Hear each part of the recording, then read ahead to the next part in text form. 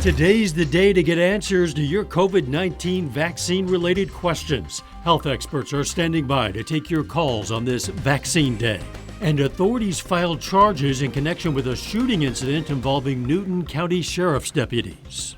The 4 states most watched news starts now. You have vaccine questions, and today is your chance to get answers. It's Vaccine Day here at KOAM. This is a live image from Mercy Hospital in Joplin. We have a call center set up there where health professionals are standing by to take your calls and your questions concerning COVID-19 vaccines. It's your chance to get vaccine-related information straight from a medical professional free of charge. The number to call is 1-800-942-2727. The phone bank runs until 6:30 p.m. and we're going to check back in live in just a few minutes.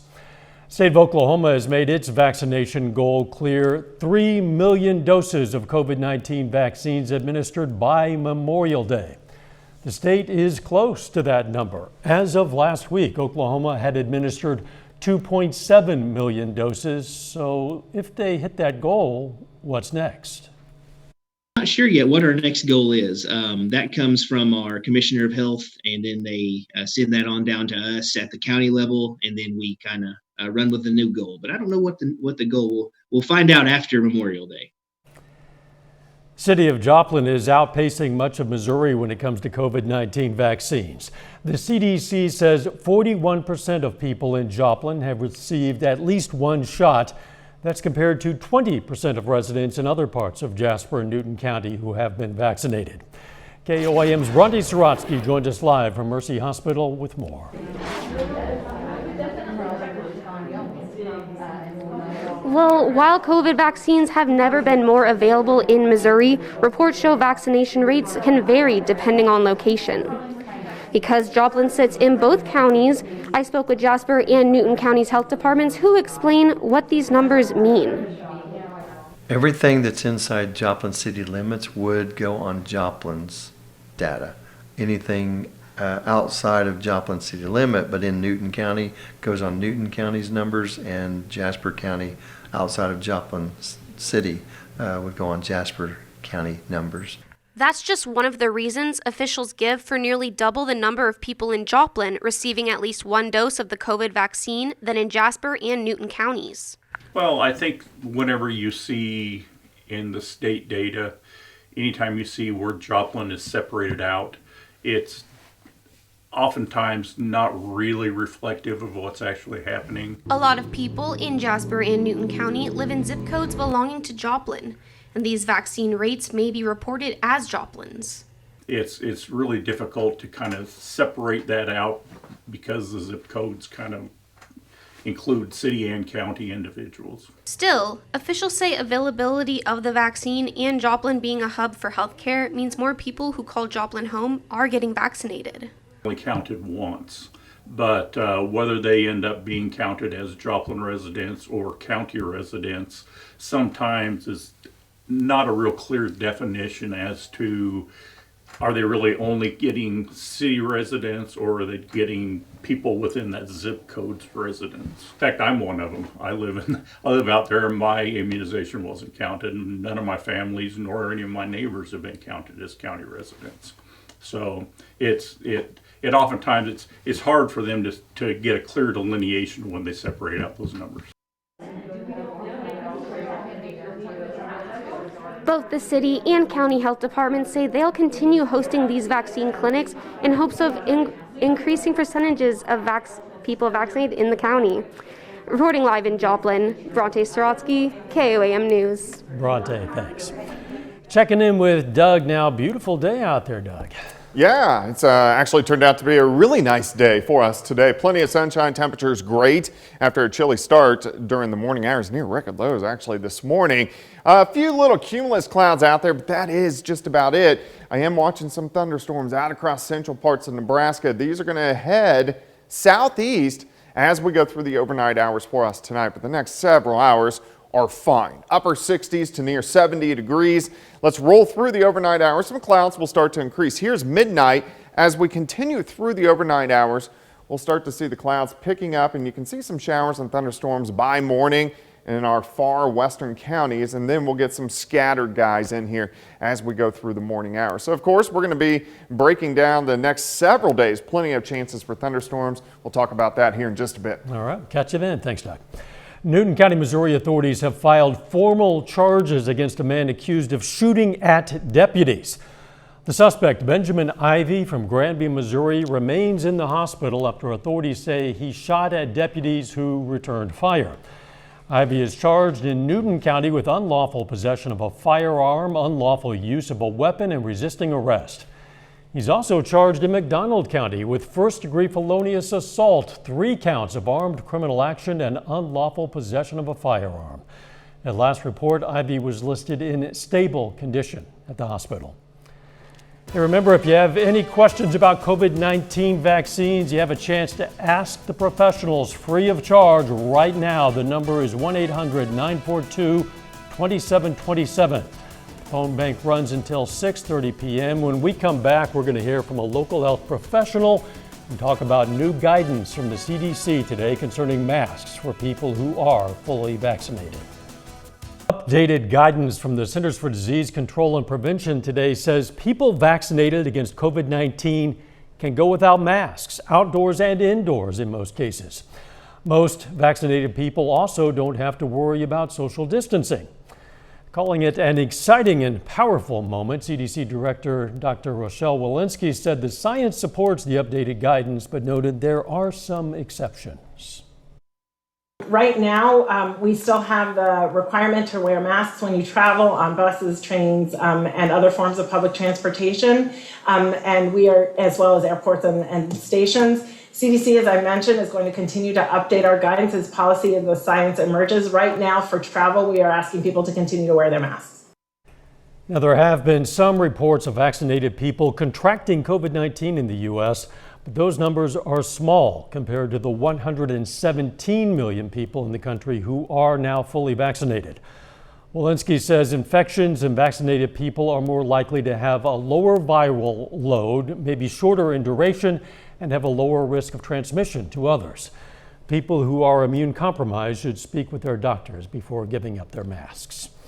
KOAM's Chris Warner is live at Mercy Hospital with Dr. Russell Kennedy with some answers to your COVID-19 related questions. Chris.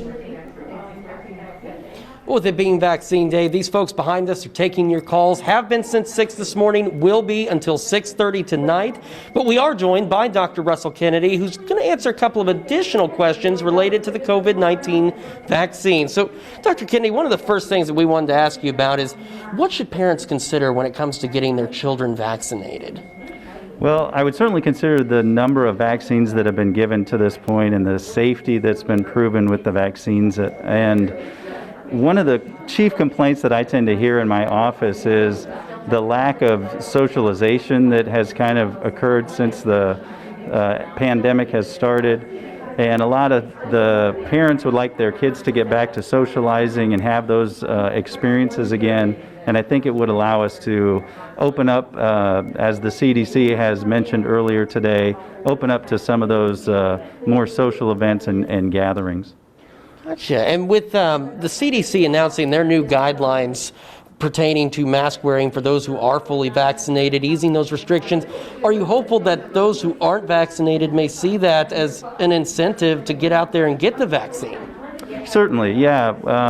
Anything we can do at this point to encourage vaccination, and with the CDC allowing that removal of masks for vaccinated individuals in certain settings, I do think that would be a motivational factor for people to come out and get vaccinated that may have been hesitant to get vaccinated in the past. All right, Dr. Kennedy, thank you so much for joining us. Again, Dr. Kennedy joining us for some questions. We know you've got more, and we have until 6:30 tonight to get those questions answered. So call the folks behind us, 1-800-942-2727. They're here until 6:30 to answer your COVID-19 vaccine-related questions. Reporting live from Mercy Hospital in Joplin, Chris Warner, KOAM News. Chris, thanks. Still ahead, we're going to check in on a Southeast Kansas vaccine clinic and hear from some of the folks there about why they're getting vaccinated. Plus, thunderstorm chances increasing over the next few days. We're going to check that out coming up next.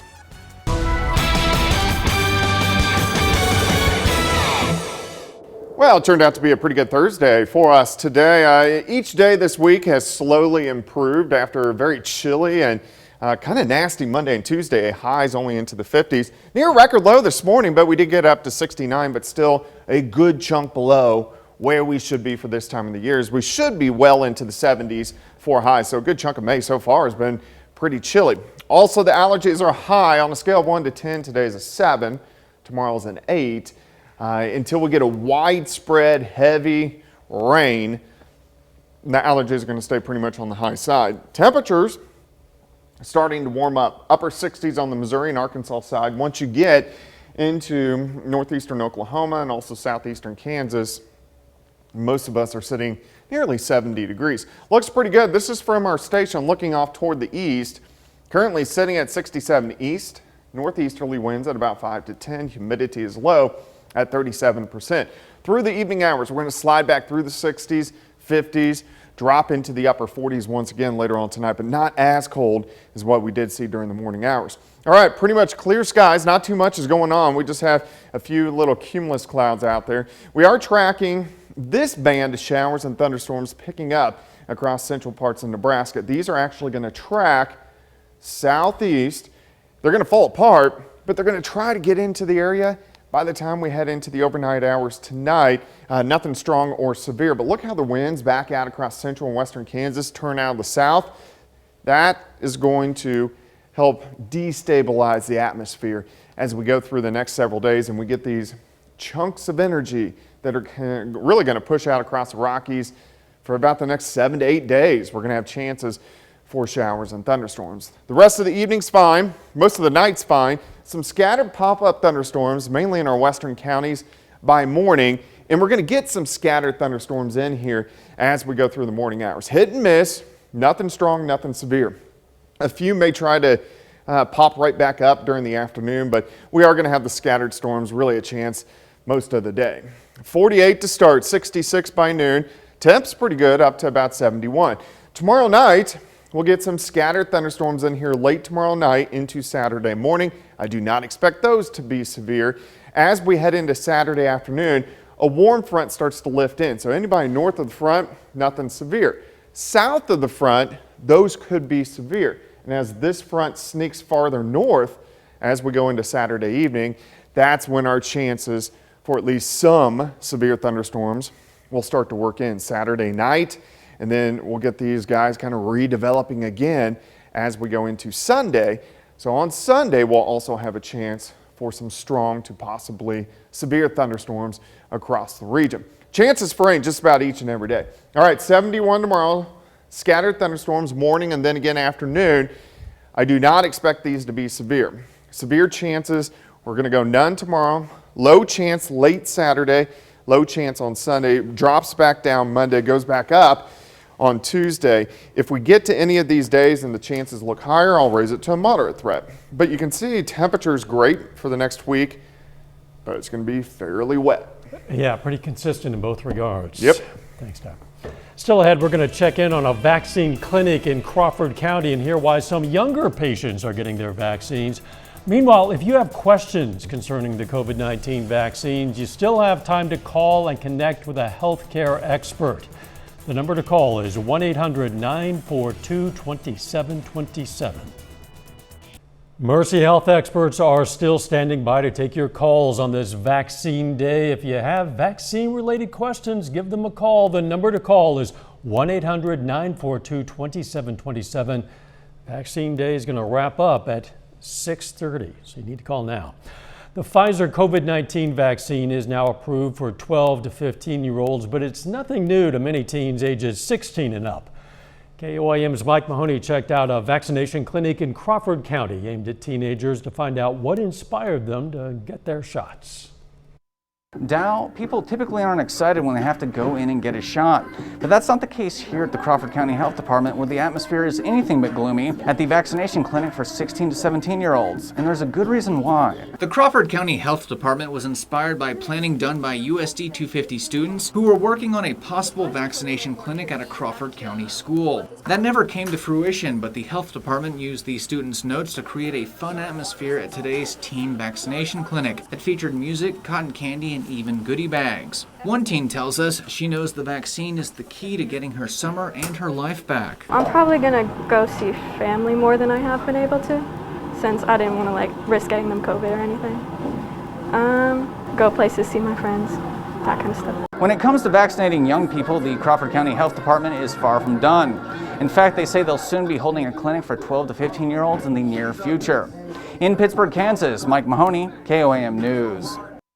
Now, since the FDA and CDC announced authorization of the Pfizer vaccine for kids as young as 12, there have been a lot of questions concerning whether to get kids vaccinated. One big question, if my child is less likely to develop severe illness from the disease, why should I get them vaccinated? Well, Dr. Stebbins from the Crawford County Health Department explains that the risk of serious illness in kids isn't zero, and it's much more likely that they'll pass the virus on to someone who is more susceptible to serious illness. While they may not get significant disease, they can sure bring it to somebody that could, right? Talking about grandparents, other family members, just members in the community that may have not been vaccinated yet. When it comes to kids and COVID-19, another topic that comes up a lot, whether families can host traditional graduation parties. We asked Dr. Stebbins about that too. He says the biggest concern is bringing in family and friends from outside of our region. We are mixing cohorts from wide geographic areas, right? From, not only the 4-state region, but could be from some significantly longer distances, which increases our risk for transmission of variants. Final check on the weather is next. Take time now to honor a local veteran. Ernest Evans served in the U.S. Navy during World War II. His hometown, Carthage, Missouri. And we are proud to salute Ernest Evans. He's tonight's 4-state hero. Here's a look at what's coming up on KOAM News at 9 on our sister station, Fox 14. We're going to hear from an area health expert about the biggest obstacle they've seen thus far, getting people vaccinated. Plus a look at the area rate of COVID cases among vaccinated people or breakthrough cases. And President Biden gives an update on the Colonial Pipeline as they restart operations after a cyber attack. Those stories, a lot more, of course, coming up on KOAM News at 9 on Fox 14.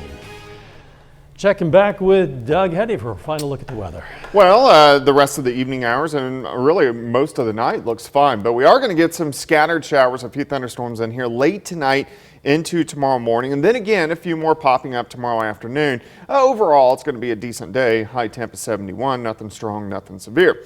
But more thunderstorms tomorrow night.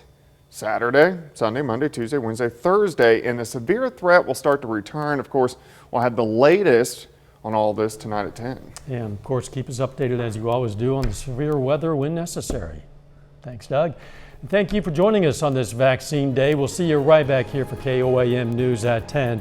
In the meantime, let's take care of ourselves and each other.